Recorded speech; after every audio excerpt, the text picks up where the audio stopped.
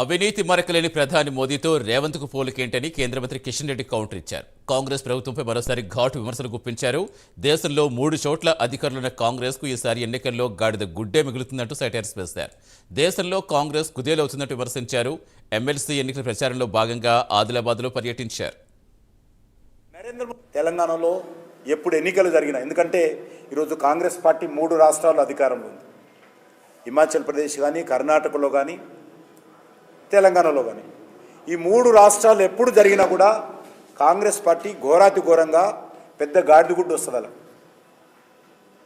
ఎప్పుడు ఎలక్షన్ జరిగినా కూడా ఢిల్లీలో చూసామన్నా 2014లో పార్లమెంట్ ఎలక్షన్ జరిగినప్పుడు గాడిదగుడ్డు, 2015లో అసెంబ్లీ ఎలక్షన్ జరిగితే గాడిదగుడ్డు, 2019 పార్లమెంట్ ఎలక్షన్స్లో 1 సీట్ రాలేదు గాడిదగుడ్డు, తర్వాత 20లో అసెంబ్లీ ఎలక్షన్ జరిగితే గాడిదగుడ్డు, మొన్న పార్లమెంట్ ఎలక్షన్స్లో 1 సీట్ రాలేదు ఢిల్లీలో, మళ్ళీ శాసనసభ ఎన్నికలు జరిగితే 1 సీట్ రాలే కాంగ్రెస్. దేశమంతా కూడా ఒకటి తర్వాత ప్రభుత్వాలు కూలిపోతున్నాయి. బీజేపీ గెలిచిన రాష్ట్రాలు మళ్ళీ గెలుస్తూ వస్తా ఉన్నాం. గోవాలో 3ఓసారి వచ్చాం, గుజరాత్లో 6ఓసారి వచ్చాం, మధ్యప్రదేశ్లో 3ఓసారి వచ్చాం, మహారాష్ట్రలో 3ఓసారి వచ్చాం. నేను రేవంత్ రెడ్డి సవాలుని స్వీకరిస్తున్నాను. కనీసము ఆయన ఇచ్చినటువంటి గ్యారంటీలలో ఒక 20%, ఒక 30% అమలు చేసి సవాలు విసిరితే బాగుంటుంది. ఏమీ చేయకుండా, ఇప్పుడు చెప్పాను, ఏమీ చేయకుండా నా దగ్గరికి చర్చకు వచ్చి నోరు ఎల్లబెట్టాల్సిన పరిస్థితి వస్తుంది. కనీసం 20%, 30% చేసి మా దగ్గరకు వస్తే దాని మీద చర్చకు వచ్చినా ఆయనకు బాగుంటుంది, వినేవాళ్ళకు బాగుంటుంది. ఆయన ఇచ్చినటువంటి ఏ గ్యారంటీ కూడా అమలు చేయలేదు. ఇంతవరకు అన్నీ చదివితే ఇన్ని డీటెయిల్స్, వీటన్నిటిలో కూడా కనీసం 20%, 30% చేయాల్సిందిగా నేను కోరుతా ఉన్నాను.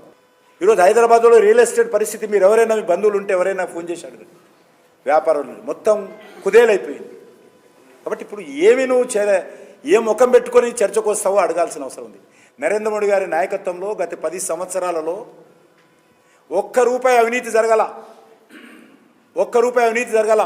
మమ్మల్ని విమర్శించేటువంటి పత్రికలు కానీ, విమర్శించేటువంటి కొన్ని పత్రికలు కానీ, కొన్ని ప్రచార సంస్థలు కానీ, ఏ రాజకీయ పార్టీ కానీ నరేంద్ర మోడీ గారు అవినీతి పడడం ఇంతవరకు ఎవరు అనాలి. మేము నరేంద్ర మోడీ గారు ఆర్టికల్ 370 తొలగించాడు, రామజన్మభూమి కట్టాడు, త్రిపుల్ తలాక్ తొలగించాడు, సిఏ అమలు చేశాడు, ఉగ్రవాదాన్ని అరికట్టాడు, పాకిస్తాన్ యొక్క ఐఎస్ఐని అనవసరంగా ఉక్కుపాదంతో అణిచివేశాడు అని విమర్శలు వస్తాయి తప్ప ఎక్కడ కూడా నరేంద్ర మోడీ గారు అవినీతి పడన్నాడు. కాబట్టి నరేంద్ర మోడీ గారి ప్రభుత్వానికి, రేవంత్ రెడ్డి ప్రభుత్వానికి ఎక్కడైనా ఏ విషయంలో అయినా 0% అయినా పోలిక ఉందని అడుగుతాను. ఎందుకు పోల్చుకోవడం? ఆ ప్రభుత్వానికి ఈ ప్రభుత్వానికి తేడా ఎక్కడ?